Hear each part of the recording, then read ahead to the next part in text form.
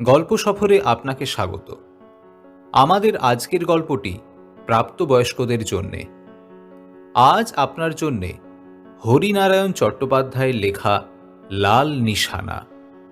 গল্প পাঠে এবং গল্পের অন্যান্য চরিত্রে আমি জ্যোতির্ময়, নারী কণ্ঠে অপর্ণা। তাহলে চলুন আজকের গল্প সফর শুরু করা যাক।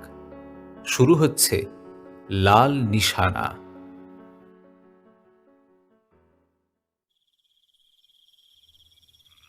কচু পাতার ওপর ঘন মাকড়সার জাল, মাদার গাছের তলাটা ঝুপসি অন্ধকার।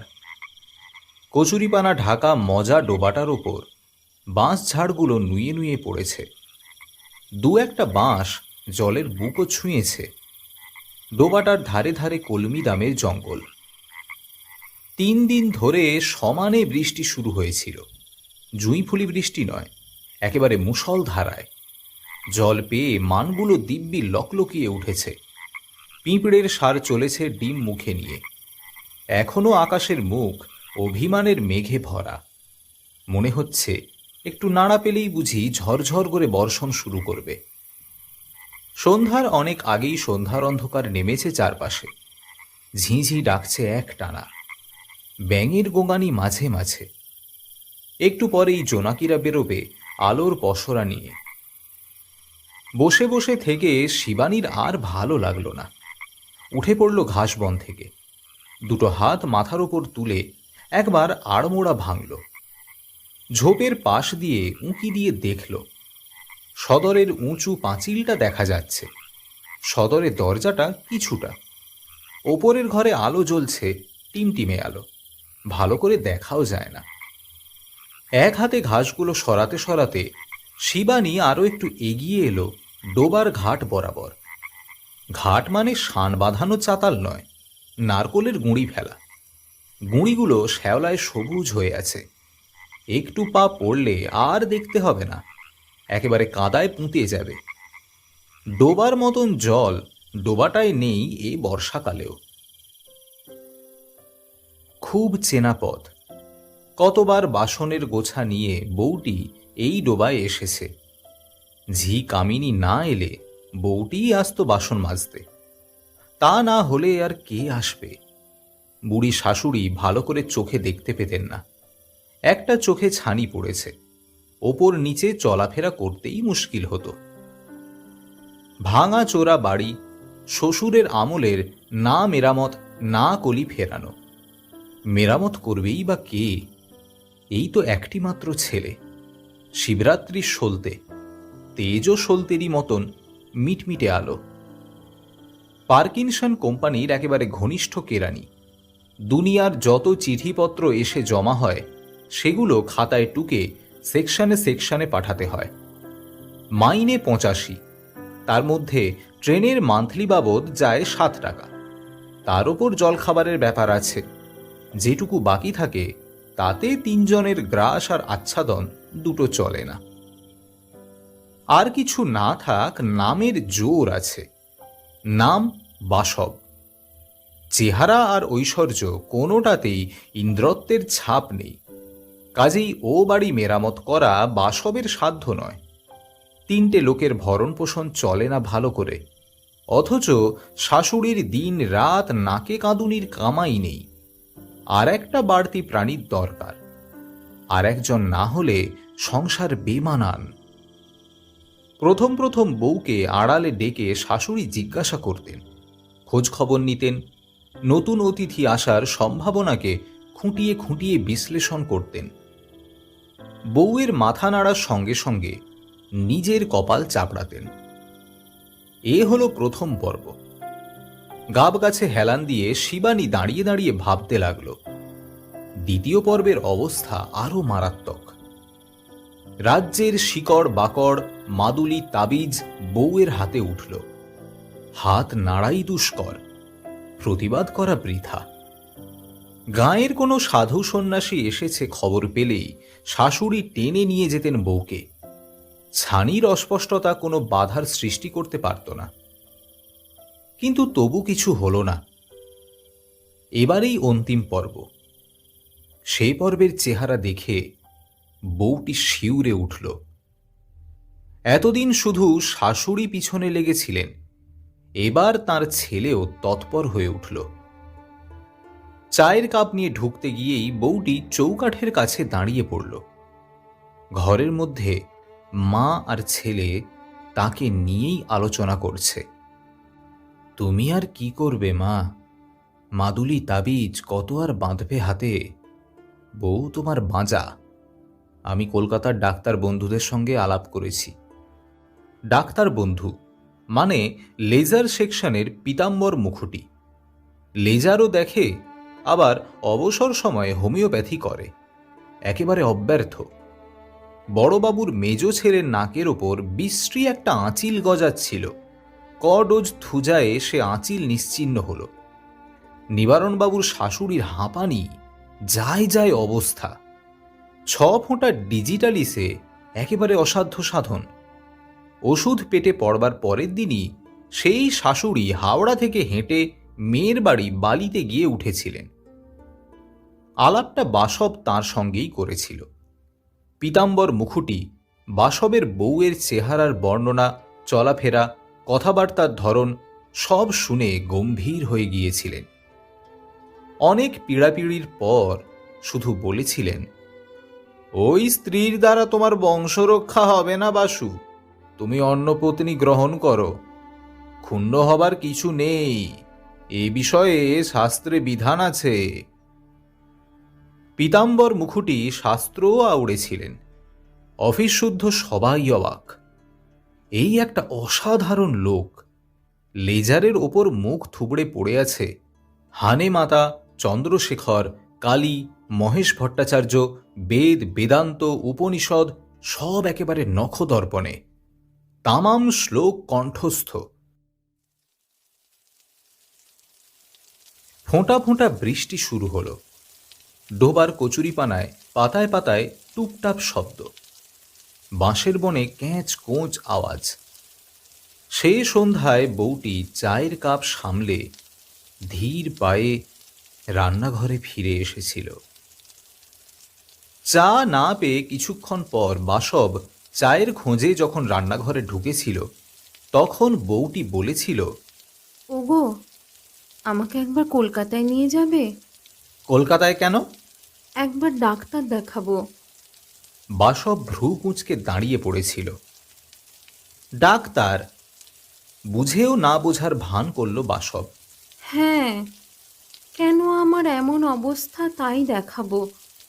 আমার স্বাস্থ্য তো এমনিতে খারাপ নয়, কোনো শক্ত অসুখ বিসুখও নেই, তবে বাসব হেসেছিল। ভগবানের সঙ্গে লড়াইয়ে ডাক্তারকে হারতেই হবে। তার মানে? মানেটা আর বাসব খুলে বলেনি, আস্তে আস্তে সরে গিয়েছিল সেখান থেকে। বউটি অনেকক্ষণ আর মুখ তুলতে পারেনি। লজ্জা নয়, সংকোচ নয়, একটা দারুণ দাহে অস্থি পুড়ে যেন ছাই হয়ে গিয়েছিল। অনেকদিন দুজনের মধ্যে কথা বন্ধ ছিল। বউটি যাও বা দু একবার কথা বলতে চেষ্টা করেছিল, দারুণ ঔদাসীন্যের ভাব দেখিয়ে বাসব তাকে এড়িয়ে গেছে। সারাটা দুপুর তক্তপোষে উপুড় হয়ে বউটি কেঁদেছে। নামজাদা সমস্ত দেবতাকে স্মরণ করেছে মনে মনে। একটি পৃথক সত্তা, দুজনের মিলিত স্পর্শে আর একটি প্রাণের দীপ্তি প্রার্থনা করেছে আকুল ভাবে। কিন্তু আকুল আবেদনে সাড়া মেলেনি। চুপি চুপি ঠাকুর ঘরে গিয়ে মাথা খুঁড়েছে, পাষাণ বিগ্রহের ভাবান্তর ঘটেনি। বুকের ব্যথা বুকে চেপে সংসার করেছে বউটি। শাশুড়ির সেবা, স্বামীর সোহাগ খেতে খেতে চমকে উঠেছে মাঝে মাঝে। অন্য কথা মনে এসেছে। ভেবেছে, যে লোকটি এত কাছে এসে একান্ত হয়ে ভালোবাসার মিষ্টি কথা শোনাচ্ছে, সেই একদিন চোখের সামনে দিয়ে অন্য লোকের হয়ে যাবে, আর একজনকে সোহাগ করবে ঠিক এমনি ভাবে। ভাবতে ভাবতে দু চোখ ভরে গেছে জলে। আঁচল দিয়ে চোখ চেপে স্বামীর আলিঙ্গন থেকে অব্যাহতি পাওয়ার চেষ্টা করেছে। শিবানী আরও একটু এগিয়ে এলো। এখান থেকে সদর দরজাটা স্পষ্ট দেখা যাচ্ছে। দরজাটা ভেতর থেকে বন্ধ করা। এছাড়া আরও একটি দরজা আছে পেছন দিকে, খিড়কি দরজা। সেটা খুললেই আর একটা পুকুর, চারপাশে সুপুরি গাছের বাহার। সেই পুকুর বাসবদের নয়, মজুমদারদের। কাক চক্ষু জল। প্রত্যেক মাসে শ্যাওলা পরিষ্কার করা হয়, ঝাঁঝি তোলা আর আগাছা ওপড়ানো হয়। সেই পুকুরেই বাসবরা স্নান করা, কাপড় কাচা সব করত। খাবার জলও ভরত সেখান থেকেই। সেই ঘাটের চাতালে বসে কতদিন বউটি গভীর রাত পর্যন্ত কেঁদেছে। গুমরে গুমরে কান্না। সে কান্না শোনার জন্য কেউ জেগে থাকেনি। কারো ব্যগ্র হাত ছুটে আসেনি বউটিকে বাড়ির মধ্যে নিয়ে যাবার জন্য। নিজের মনকে জিজ্ঞাসা করেছে, একবার নয়, বহুবার, এ কি সত্যি তার স্বামী আবার একজনকে অঙ্কশায়িনী করবে? মন্ত্র পড়ে এতদিন একসঙ্গে বাস করে আদর যত্ন কিংবা তার ভালো করে যাকে কাছে কাছে রেখেছিল, সে তার দ্বিতীয় সত্তার মতন তাকে এক মুহূর্তে সরিয়ে দেবে একপাশে অবহেলার আবর্জনায়, আর একজনকে বসাবে তার জায়গায়। একই বাড়িতে থাকবে দুজনে, হয়তো পাশাপাশি। নতুন মিলনের খিলখিল হাসি কান পেতে শুনতে হবে। চুরি করে দেখবে দুজনের মদির কটাক্ষ বিনিময়। বউটির প্রথম বিবাহিত জীবনের দৃশ্যগুলো আবার পুনরাভিনীত হবে, অবশ্য কেবল নতুন নায়িকা নিয়ে। অথচ বউটির কি দোষ? এতটা শাস্তি পাবার মতো কোন অপরাধ করেছে সে? বাসব বেশ গম্ভীর হয়ে গিয়েছিল। নেহাত দায়সারা গোছের উত্তর, তাও দু এক কথায় উত্তর। মনে হলো বাসব কি যেন একটা ভাবছে, নতুন ভাবে, নতুন মানুষ নিয়ে কেমন করে জীবন শুরু করবে, সেই কথাই কি। একটা সবুজ ফড়িং অনেকক্ষণ ধরে কচু পাতার ওপর বসবার চেষ্টা করছিল, কিন্তু কি ভেবে বসতে গিয়েও বসছিল না। এলোমেলো হাওয়ায় কচু পাতাগুলো দুলছে, সেই জন্যই বুঝি ফড়িংটা ভয় পাচ্ছে। সেদিনও বউটি এমনই ভয় পেয়েছিল। সমস্ত সংসারটা যেন দুলছিল। মানুষগুলো অস্থির চিত্ত। কারুর ওপর নির্ভর করা যায় না, অবলম্বন করা যায় না কাউকে। সবাই চাইছে পুরনো মানুষ সরে গিয়ে নতুন মুখ আসুক। এক অপূর্ব কলকাকলিতে ভরে উঠুক সংসার। ছোট দুটি মুঠির বাঁধনে গোটা সংসারটা বাঁধুক। একদিন বউটি লুকিয়ে লুকিয়ে ভাজকে একটা চিঠি লিখেছিল। বাপের বাড়ির দিকে ফিরে চাইবার মতন তার কেউ ছিল না। বাপকে ভালো করে তার মনেই পড়ে না। অস্পষ্ট একটা ছবি দেখে আবঝা একটা রূপ কল্পনা করে নেয়। মাকে দেখেছে, জীর্ণ রোগক্লিষ্ট চেহারা, দু পা চলতে গেলে হাঁপায়। মাসের মধ্যে অর্ধেক দিন খাওয়া দাওয়া বন্ধ। ঘরের কোণে ছেঁড়া কম্বল জড়িয়ে শুয়ে থাকত। সংসার করার স্বাদ তার মিটে গিয়েছিল। সুস্থ থাকলে কেবল ভগবানের কাছে প্রার্থনা জানাতো, মেয়েটিকে কোনো রকমে পার করে দাও ঠাকুর, আর কিছু চাই না। বেশি কিছু চাইবার মতন বরাত করে আসেনি। দুবেলা দুমুঠো খেতে পায় আর পরনের কাপড় জোটে, তাহলেই হবে। বউটির মা বুঝি একটা কথা প্রার্থনায় জানাতে ভুলে গিয়েছিল। ভাত কাপড়ই শেষ কথা নয়, শান্তি, শান্তি যেন পায় মেয়েটা। একবেলা খাবার জুটুক ক্ষতি নেই, পরনের বসন শত ছিন্ন হলেও ক্ষোভের কিছু নেই। কিন্তু যদি সুখ না থাকে, মনে আনন্দ না থাকে, তাহলে জীবনের হাজার সম্পদ বরবাদ হয়ে যায়। মা যেন বিয়েটা দেখার জন্যেই বেঁচেছিল। বিয়ে হয়েছিল মাঘ মাসে, মা গেল বৈশাখে। শেষ সময়ে মেয়ে মাকে একবার চোখের দেখাও দেখতে পায়নি। ভাই বদলি হয়েছিল জামালপুরে, মা ছেলের কাছেই দেহ রেখেছিল। এখন ভাই জামালপুরে নয়, পাটনায়। বউটি সেখানেই চিঠি দিল। চিঠিটা ভাজকে উদ্দেশ্য করেই লিখল, কিন্তু আসল লক্ষ্য দাদা।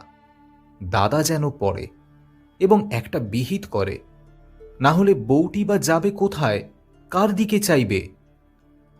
এদের মানে এ বাড়ির হালচাল যেন ভালো লাগছে না। কেমন একটা থমথমে ভাব। ভালো করে কেউ কথাও বলে না, কেবল এধারে ওধারে ফিসফিস পরামর্শ।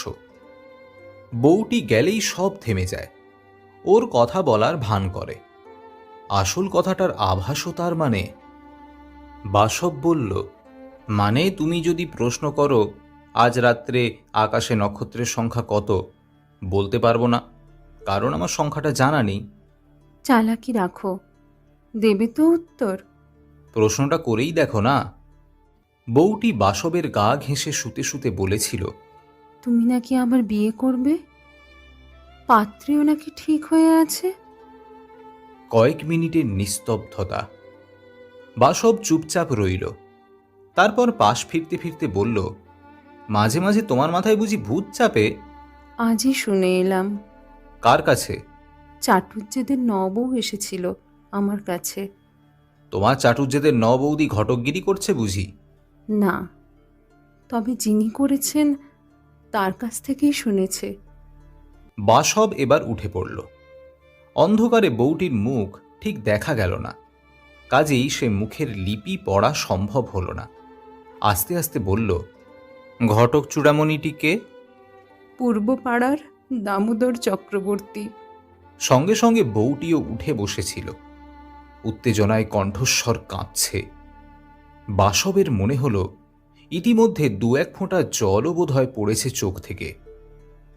বাসব নিজেকে সামলে নিয়েছিল, খুব গম্ভীর গলায় বলেছিল, মাঝরাত্রিতে রসিকতা শোনার মতন সময় আমার নেই, ভোরে অফিস আছে, আমায় ঘুমোতে হবে। বাসব পাশ ফিরে শুয়ে ঘুমোবার ভান করেছিল। বউটি আর কথা বাড়ায়নি। এটুকু বুঝতে পেরেছিল, একটা কথা বললেই বিরক্ত হবার ছুতো করে বাসব হয় মেঝের ওপরে কিংবা বারান্দায় গিয়ে শোবে। কিছুক্ষণ পরে বাসব সত্যিই ঘুমিয়ে পড়েছিল, কিন্তু বউটি ঘুমায়নি। চুপচাপ শুয়ে শুয়ে বাইরের তারা ভরা আকাশের দিকে চেয়েছিল। এরা কেউ কিছু বলেনি, কেউ কিছু বলবেও না, কিন্তু বউটি ঠিক বুঝতে পেরেছে বিরাট একটা বাদুড় কালো ডানা প্রসারিত করে এগিয়ে আসছে, অন্ধকারকে আরো সূচিভেদ্য করে। তমসার গাঢ় স্রোতে বউটি নিঃশেষে মুছে যাবে, সে সম্ভাবনা বেশি দূরে নয়। শাশুড়িকেও কথাটা জিজ্ঞাসা করেছিল দুপুরবেলা। শাশুড়ির পা দুটো কোলে নিয়ে বউটি বসেছিল। বাঁজা মেয়েকে নিয়ে ঘর করতে স্বামী রাজি নয়, সম্ভবত আরেকবার বিয়ে করার চেষ্টা করছে। তাই যদি হয়, স্বামী প্রেমের শরিক যদি আসে, তাহলে বউটি কি করে বাঁচবে? সবচেয়ে কাছের লোকটা যদি সবচেয়ে দূরে সরে যায়, তাহলে সংসারের আকর্ষণটুকুই নিশ্চিহ্ন হয়ে যাবে। উত্তর এসেছিল, এমন সময় এসেছিল যখন বউটি উত্তরের আশা করা ছেড়ে দিয়েছিল। এর মধ্যে এ সংসারে আরো ঢেউ উঠেছে। সে ঢেউ বউটিকে অতলে তলিয়ে নিয়ে যাবার রুক্ষ আক্রোশে আছড়ে পড়েছে তার চারিদিকে। দামোদর চক্রবর্তী এ গাঁয়ের পূর্ব পাড়ার বাসিন্দা, মাতব্বর লোক। জাগে যজ্ঞে শোকে তাপে আনন্দে প্রমোদে গাঁয়ের লোকদের পক্ষে অপরিহার্য। আড়ালে 5 জনে 5 কথা বলে, কিন্তু ওই আড়ালেই, সামনে বলার সাহস কারো নেই। কোনো এক বিধবা বৌদির সম্পত্তি ফাঁকি দিয়ে নিজে গুছিয়ে নিয়েছেন, এমন একটা প্রতিশ্রুতি গাঁয়ে প্রচলিত আছে, কিন্তু তা নিয়ে আজ আর কেউ মাথা ঘামায় না। দামোদর চক্রবর্তীর প্রখর ব্যক্তিত্বের দাপে ছোটখাটো ত্রুটি বিচ্যুতি মুছে গিয়েছে। সেই দামোদর চক্রবর্তী একদিন সদরে এসে বসলেন। ছুটির দিন, অফিস যাবার তাড়া নেই। সারা দিনটাই ঢিমে ছন্দে বাঁধা রান্না করার ফাঁকে ফাঁকে বউটি দরজার কপাটের ফাঁকে চোখ রেখেছিল। সব কথা কানে আসেনি, যা দু একটি এসেছিল তাতেই তার মুখের সবটুকু রক্ত নিঃশেষে শুকিয়ে গিয়েছিল। হ্যাঁ হ্যাঁ বাবাজি, এর জন্য আর চিন্তার কি আছে, শাস্ত্রে তো বিধানই রয়েছে। একেবারে অফিসের পীতাম্বর মুখুটির প্রতিধ্বনি। দামোদর চক্রবর্তী আরও এক ধাপ এগিয়েছিলেন, সঙ্গে সঙ্গে গোটা পাঁচেক পাত্রীর ফিরিস্তিও দিয়েছিলেন। ভেজানো কপাটের ফাঁক দিয়ে বউটি স্বামীর মুখটা দেখার চেষ্টা করেছিল, পারেনি। দেখতে চেয়েছিল সে মুখে কিসের চিহ্ন, বেদনার না প্রচ্ছন্ন উল্লাসের। দু হাতে নিজের বুক চেপে বউটি সরে গিয়েছিল। ভাজ লিখেছিল, ওসব বাজে কথা, ঠাকুরজামাই ঠাট্টা করেছেন তোমার সঙ্গে। আজকাল আবার এই কারণে দ্বিতীয়বার কেউ বিয়ে করে নাকি? তাছাড়া এমন কিছু বয়স হয়নি তোমার, এর মধ্যে হতাশ হবার মতন কি হয়েছে? ভাই কিন্তু অন্য কথা লিখেছিল, যদি বাসব অন্নপত্নী গ্রহণ করে সংসারের প্রয়োজনে, বংশরক্ষার প্রয়োজনে, হয়তো তার এ কাজ করা ছাড়া পথ নেই। তাহলে সমস্ত ব্যাপারটা বউটিকে সহজভাবে গ্রহণ করতে হবে। নিজের ব্যক্তিগত সুখ, স্বাচ্ছন্দ্য, আনন্দ, পুলক সব কিছু সংসারের প্রয়োজনে বলি দেওয়া তার কর্তব্য। সাধ্বী স্ত্রীলোকদের এটাই রীতি। আরও দু পাতা ছিল সাধ্বীদের অন্যান্য কর্তব্য সম্বন্ধে। সবটা পড়ার ধৈর্য বউটির ছিল না। চিঠিটা টুকরো টুকরো করে পেছনের আগাছার জঙ্গলে ফেলে দিয়েছিল। মনকে প্রস্তুত করার চেষ্টা করছিল অমোঘকে বরণ করে নেবার জন্য, কিন্তু পারেনি। সব কিছুর অন্তরালে গোপন কাঁটা বুকের মাঝখানে গিয়ে বিঁধেছিল। নড়তে চড়তে গেলেই অব্যক্ত একটা বেদনা, নীরবে রক্তক্ষরণ। মাঝে মাঝে সোজাসুজি বাসবকে প্রশ্ন করেছিল। শুতে যাবার আগে মশারি ফেলতে ফেলতে বউটি বলেছিল, কি গো, ঘুমোলে নাকি? বাসব ঘুমোয়নি, চিত হয়ে শুয়ে পান চেবচ্ছিল। বউটির কথায় উত্তর দিয়েছিল, একটা কথা জিজ্ঞাসা করব? করো। সত্যি উত্তর দেবে তো? উত্তর যদি জানা থাকে তো দেব। শাশুড়ির পা টিপতে টিপতে বলেছিল, একটা কথা জিজ্ঞাসা করব মা। শাশুড়ি বিরক্ত হয়েছিলেন। বলো বাছা, কি বলবে? একটু ঘুম এলেই তোমার যত কথা। বউটি ভয়ে কিছুক্ষণ চুপ করেছিল। একটু পরে শাশুড়ি মনে করিয়ে দিয়েছিলেন, কই, কি বলবে বাছা, বলো। মাথা নিচু করে খুব মৃদু গলায় বউটি জিজ্ঞাসা করেছিল, আপনার ছেলের নাকি আবার বিয়ে দেওয়ার চেষ্টা করছেন? শাশুড়ি সঙ্গে সঙ্গে উত্তর দিয়েছিল, তার কি করব বাছা, তুমি তো পারলে না সংসারে শান্তি আনতে। এত বছর বিয়ে হলো, কোলে একটা কিছু এলো না। আর যে আনবে এমন সম্ভাবনাও কম। কাজেই বংশরক্ষার কথা তো ভাবতেই হবে। বহু কষ্টে চোখের জল ঠেলে বউটি উঠে পড়েছিল। শোবার ঘরে ঢুকে আর পারেনি নিজেকে সংযত করতে, কান্নায় ভেঙে পড়েছিল। চোখের জল মোছেনি। শাশুড়ি কান্নার শব্দে ঘরের চৌকাঠে এসে দাঁড়াতে পারেন সে কথা একবারও ভাবেনি। এত সব ভাববার অবকাশ তার ছিল না। পায়ের তলা থেকে আচমকা মাটি সরে গেলে যেমন নিরালম্ব অবস্থা হয়, বউটির অবস্থা ঠিক তেমনই হয়েছিল। এতদিন যে কথাটি বউটির আড়ালে ফল্গু স্রোতের রূপ নিয়েছিল, আন্দাজে শুধু স্বরূপ বুঝতে হয়েছিল বউটিকে, সেই কথাটা গোপনতার বোরখা খুলে একেবারে মুখোমুখি দাঁড়ালো। তার মানে এ সংসারে আর বউটিকে চায় না। সংসার ভালোবাসে, ছায়া দেয়, পরিবর্তে প্রতিদান চায়। পুরুষ অর্থ দিয়ে তাকে পরিপূর্ণ করবে, নারী দেবে নিজের হৃদয়ের অংশ। নিজের মমতা আর পুরুষের পৌরুষ মিশিয়ে নতুন যে সত্তার আবির্ভাব হবে তাকে পৃথিবীতে আনার দায়িত্ব নারীর। এই প্রতিদান বউটি দিতে পারেনি, তাই সংসারের বিরাট চাকার তলায় তার পিষ্ট হওয়া ছাড়া অন্য কোনো গতি নেই। শিবানী এবারে হন হন করে বেশ কিছুটা এগিয়ে এলো, পায়ে চলা পথটার কাছাকাছি। ঠিক দরজার ওপারে তুলসী মঞ্চ। রোজ সন্ধ্যায় তার তলায় প্রদীপ রেখে গলায় আঁচল জড়িয়ে বউটি প্রণাম করত। বিয়ের পর স্বামীর মঙ্গল কামনা করত, সংসারের উন্নতি। তারপর রোজ সন্ধ্যায় শুধু এক প্রার্থনা, সে সন্তানবতী হতে চাইত। তার সামর্থ্য স্বল্প, বিত্ত প্রায় শূন্য, তবু তার যা আছে, যতটুকু আছে, দেবতাকে সে অর্পণ করবে। শুধু পরিবর্তে একটি প্রার্থনা, তরু ফলবতী হোক। বউটি বুক চিরে রক্ত দেবে, হাতের ক্ষয়ে যাওয়া চুড়ি দুটো বাঁধা দিয়ে বেচে ঠাকুরের পুজো দেবে। নতুন অতিথির কলঝঙ্কারে শুধু এ সংসার মুখরিত হোক।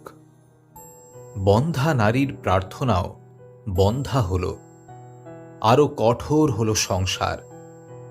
সংসারের লোকগুলো মুখের ওপর নিস্পৃহতার মুখোশ টেনে দিল। প্রত্যেক শনিবারেই বাসবের অফিস থেকে ফিরতে দেরি হতো। কোনো একদিন রবিবার বিকালেও বেরিয়ে যেত। ফিরে এসে ঘরে দরজা বন্ধ করে মা বেটায় চাপা গলায় ফিসফিস কথাবার্তা। বন্ধ দরজায় কান পেতে বউটি শোনবার চেষ্টা করত। কিছু শুনতে পেত, বেশিরভাগই পেত না। সেটুকু কল্পনার রূপ মিশিয়ে উজ্জ্বল করে তোলার চেষ্টা করত। ভাবী সংসারের ছবি যত উজ্জ্বল হয়ে উঠত, বউটির মনের ছবি সেই পরিমাণে বিবর্ণ। অবশেষে কাল রাত্রি এলো। খাওয়া দাওয়ার পর বউটি ঘরে ঢুকেই দেখেছিল বাসব জানলার ধারে দাঁড়িয়ে আছে। হাতের জ্বলন্ত সিগারেট থেকে ক্ষীণ ধোঁয়া উঠছে কুণ্ডলি পাকিয়ে। বউটি ঘরে ঢুকতেই বাসব ঘুরে দাঁড়ালো। বসো, তোমার সঙ্গে কথা আছে। আমার সঙ্গে? ভয়ার্ত ক্ষীণ কণ্ঠে বউটি অন্ধকার বিছানার এক কোণে বসেছিল, পা দুটি ঝুলিয়ে। একটা মাত্র চেয়ার, যে চেয়ারটাকে টেনে তক্তপোষের কাছাকাছি বাসব নিয়ে গিয়েছিল। হাতে সিগারেটটা ছুঁড়ে বাইরে ফেলে দিতে দিতে বলেছিল, লুকোচুরি করে আর লাভ কি, কথাটা তোমার জানাই দরকার। বউটির মনে হয়েছিল আস্তে আস্তে সব দুলছে। তক্তপোষ, ঝোলানো বাতি, চেয়ার, চেয়ারে বসা মানুষটা পর্যন্ত। ক্লান্ত দুটি দৃষ্টি মেলে চেয়ে রইল। না, বাসবের দিকে নয়, জানলার বাইরে জমে থাকা গাঢ় তমসার দিকে। যে তমসা ওর ভবিষ্যৎ জীবনের প্রতীক। অনেক ভেবে দেখলাম এছাড়া আমার আর কোনো পথ নেই। গোটা সংসারটা তো আর নষ্ট করা যায় না এইভাবে।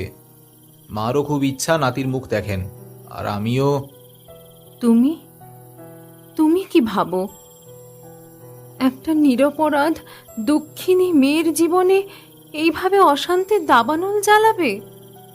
এত কথা শুধু বউটির মনেই এসেছিল। ঠোঁট দুটো থরথর করে কেঁপে উঠেছিল। একটা কথাও সে বলতে পারেনি। বাসবই বলেছিল, তোমার আর কি অসুবিধা, দুজনে থাকবে দুই বোনের মতো। আগেকার দিনে তো এমন হতো, তোমাকে তো আর কেউ অযত্ন অবহেলা করছে না। না, তা কেউ করবে না। কেবল রাত হলেই শাশুড়ির সঙ্গে শুতে হবে এক বিছানায়। সারাটা রাত নিদ্রাহীন সরশয্যায় বিছানা করতে হবে। নতুন বউটিকে স্বামীর কাছে এগিয়ে দিয়ে নিজেকে সরে দাঁড়াতে হবে। তারপর ক্ষণেকের জন্য বউটির দুটি চোখ বুঝি জ্বলে উঠেছিল।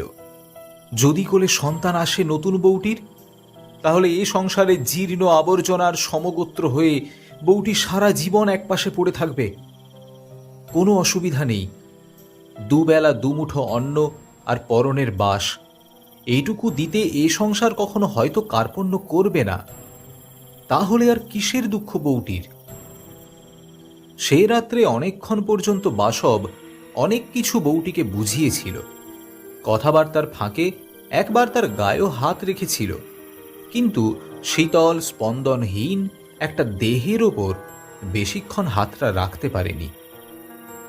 চোখে আঁচল চাপা দিয়ে বউটি সারাক্ষণ শুধু ভেবেছে, এ সংসারে তার ভূমিকা শেষ। এবার সে কোথায় যাবে? এই কালা মুখ লুকাবে কোন অন্ধকারে? শিবানী দরজা পার হয়ে উঠানে এসে দাঁড়ালো। অনেকদিন পর সে এ বাড়িতে ঢুকেছে, কিন্তু কিছুই নতুন বলে মনে হচ্ছে না। পাঁচিলের গায়ে ঘুঁটের সার, উঠানের কোণ ঘেঁষে আগাছার ঝোপ, সিঁড়ির তলায় কাঠকুটোর স্তূপ, ভাঙা চেয়ার থেকে শুরু করে টেবিলের পায়া, ঝুড়ি চুবড়ি, চেরা কাঠের জঞ্জাল। আর একবার ওপরের দিকে শিবানী চেয়ে দেখল, আলো জ্বলছে, মিটমিটে আলো। তাঁরই ম্লান ছায়া জামরুল গাছের পাতাগুলোর ওপর পড়েছে। সেদিন এই উঠানটাই সাজানো হয়েছিল। পাড়ার পুরুষেরা এসে হাজির হয়েছিল। মেয়ের দল এসেছিল শাঁখ ঘণ্টা হাতে। বাসবের অন্তরঙ্গ যারা, তারা এগিয়ে গিয়েছিল স্টেশন পর্যন্ত, বরবধূকে সঙ্গে করে নিয়ে আসবে। সে রাত্রে বউটির বিশেষ খোঁজ পড়েনি। সে যে আনন্দ মুখর এই জনতার মধ্যে থাকবেই না, এটুকু সকলে জানা ছিল। বেচারি হয়তো অন্ধকারের মধ্যে কোথাও চুপচাপ বসে আছে, কিংবা মুখ ঢাকা দিয়ে বিছানায় পড়ে আছে। মোট কথা, বউটি কোথায় সেদিকে কারোর বিশেষ আগ্রহ ছিল না। সবাই উঁকি দিচ্ছিল স্টেশনের রাস্তার দিকে। কখন আমবাগানের ফাঁকে অনেকগুলো আলো দেখা যাবে, অনেকগুলো কণ্ঠের সম্মিলিত কলরব শোনা যাবে। বউটির সন্ধান পাওয়া গিয়েছিল অনেক পরে। এঁটো বাসনের স্তূপ নিয়ে কামিনী ডোবার কাছ বরাবর গিয়েই চিৎকার করে উঠেছিল। পথের ওপর বাঁশে একটা হ্যারিকেন ঝুলিয়ে রাখা হয়েছিল। আলো হয়তো খুব জোর নয়, কিন্তু সেই আলোতেই বেশ দেখা গেল।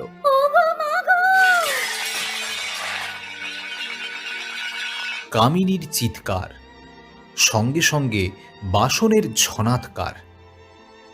খুব ঘটার বিয়ে না হলেও বাড়িতে বাড়তি লোক কিছু ছিলই। তারা ছুটে এসে দাঁড়ালো। একবার উঁকি দিয়ে পুরুষরা সবাই সরে গেল। মেয়েরা পাল্টা চেঁচামেচি শুরু করল। লোকের পিছনে বাসবও এসে দাঁড়িয়েছিল। দুটো চোখ বিস্ফারিত করে সেও দৃশ্যটা দেখেছিল। এতটা কিন্তু কেউ আশা করেনি। ছেলেও নয়, ছেলের মাও নয়। বউটি অসুখী এমন একটা ব্যাপারে সেটাই স্বাভাবিক। স্ত্রীলোক সব দিতে পারে, সব কিছুর ভাগ, কেবল স্বামীর ভাগ ছাড়া। কিন্তু তা বলে মাদার গাছের নিচু ডালে পরনের শাড়ি বেঁধে এভাবে নিজেকে শেষ করবে, এ কথা কেউ স্বপ্নেও ভাবেনি। এমন নির্লজ্জ কি করে হতে পারল বউটি? সে কি নিজের যৌবন পুষ্পিত দেহ সকলের সামনে উন্মোচিত করে প্রমাণ করতে চেয়েছিল এ বন্ধাত্ম তার দোষ নয়? পিন পয়োধর, ক্ষীণ কোটি, গুরু উরু, নারীর সমস্ত ঐশ্বর্যের সে অধিকারিণী। সংসার তাকে বঞ্চনা করেছে, সংসারের মানুষ প্রতারিত করেছে তাকে, অকারণে তাকে সংসারচ্যুত করেছে বিনা দোষে। সবচেয়ে বেশি আঘাত পেয়েছিল নতুন বউ সুরমা। উন্মুক্ত অবারিত নারীদেহের দিকে বেশিক্ষণ চেয়ে থাকতে পারেনি। কিন্তু যখন বউটির দেহ নামিয়ে পুলিশের ঝামেলা মিটিয়ে লাল পাড় শাড়ি পরিয়ে সীমান্তে সিঁদুর, পায়ে আলতা দিয়ে বাঁশের শয্যায় শোয়ানো হয়েছিল, তখন সুরমা নিষ্পলক নেত্রে চেয়ে চেয়ে দেখেছে। অন্য সব স্ত্রীলোকের সঙ্গে হুমড়ি খেয়ে পড়ে পায়ের ধুলো নিয়েছে। স্বীকার করেছে আজকের উৎসব সুরমাকে কেন্দ্র করে হবার কথা, কিন্তু ওই নিষ্প্রাণ চন্দন চর্চিত বিয়ের সাজে সজ্জিতা মহিলাটি উৎসবের সবটুকু আনন্দ অপহরণ করে নিয়ে যাচ্ছে। আজ সে নিজেকে নিঃশেষ করেও বিজয়িনী। তরতর করে সিঁড়ি বেয়ে শিবানী উপরে উঠে এলো। কেউ কোথাও নেই, তাতে তার কোনো অসুবিধা নেই। সিঁড়ির প্রতিটি ধাপ তার চেনা, বাড়িঘরের প্রতিটি জানলা দরজা। তারস্বরে শিশুটি চেঁচিয়ে চলেছে। ধারে কাছে কেউ নেই। শাশুড়ি ভিন গাঁয়ে বোনের বাড়ি আজ সকালে গেছেন গরুর গাড়ি করে। ইদানিং ছানি কাটিয়ে অনেকটা সমর্থ হয়েছেন, এদিক ওদিক যাওয়া আসা করেন। বাসব এখনো ফেরেনি।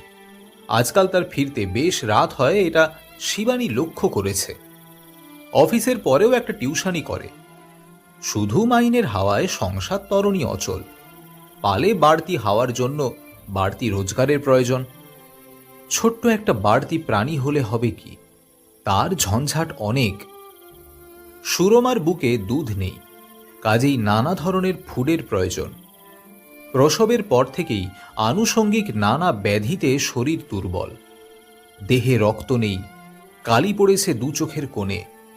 একটু চললেই বুক চেপে হাঁপাতে থাকে। একটা বউ গেছে দুর্বার স্বাস্থ্য নিয়ে, আধি ব্যাধির বালাই তার ছিল না। কিন্তু এ বউয়ের দাম অনেক বেশি। এর কল্যাণে বংশরক্ষা হয়েছে, সোনার চাঁদ এসেছে। এ বউয়ের প্রাণের মূল্য অনেক। তাই ডাক্তার আসছে, কবিরাজ আসছে। অফিস ফেরত বাসব দু হাতে রোজ ওষুধের পোঁটলা বয়ে আনছে। ওপরে উঠে শিবানী চৌকাঠের কাছে দাঁড়ালো। ঘরের এক কোণে ছেলেটা শুয়ে চেঁচাচ্ছে। নকশা কাঁটা কাঁথা, লাল রঙের দুটো বালিশ, চুলগুলো ঝুঁটি করে বাঁধা লাল ফিতে দিয়ে। কপালের এক কোণে কাজলের ফোঁটা। এর অর্থ শিবানীর অজানা নয়।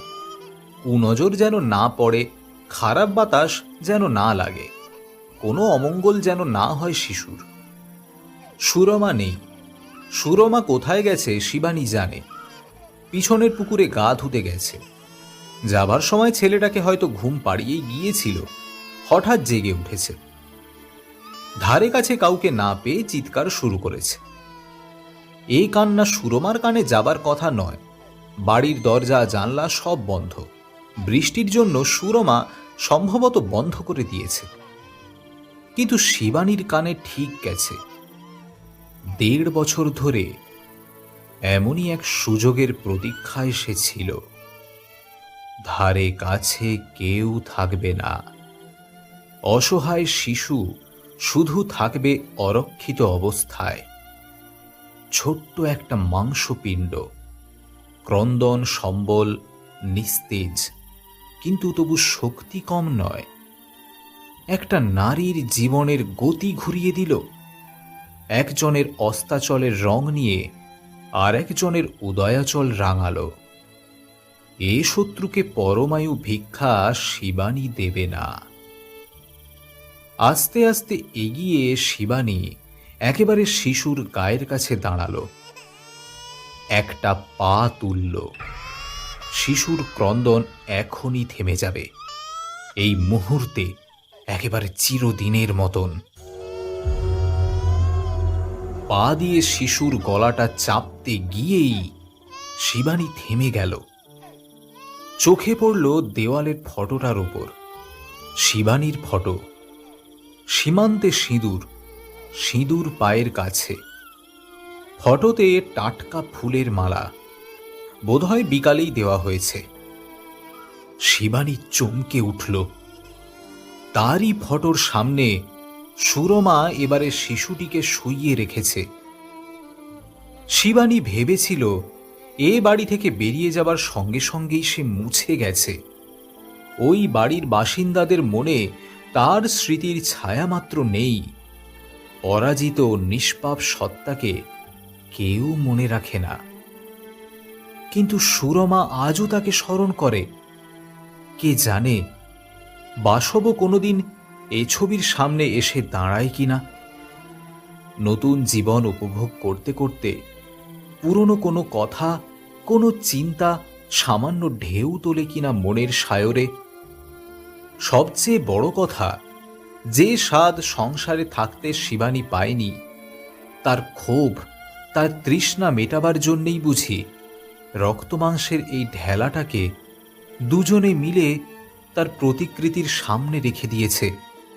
তার ভালোবাসা তার ঘৃণাকে রক্ষা করবে এই সম্ভাবনায়। শিবানী পা তুলে নিল, দ্রুত পায়ে ঘর থেকে বেরিয়ে সিঁড়ি দিয়ে নেমে উঠানে এসে দাঁড়ালো। আশ্চর্য, পরিপূর্ণ এই সংসার থেকে চলে যেতে শিবানীর মন যেন উঠছে না, কিন্তু তবু যেতে হবে অনেক দূরে। এই শিশুর অসহায় কান্না যেখানে পৌঁছাবে না, তৃপ্তির সমুদ্রে প্রতিহিংসার নীল ফসফরাস আর তাকে কোনো দিন চঞ্চল করবে না। শিবানী সদর দরজা পার হয়ে অন্ধকারে মিলিয়ে গেল।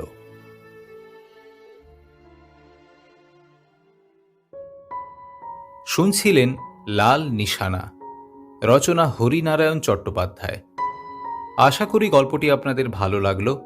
ভিডিওটিকে অবশ্যই একটি লাইক করতে ভুলবেন না, শেয়ার করতে ভুলবেন না এবং কমেন্ট করে আপনাদের মূল্যবান মতামত জানাবেন।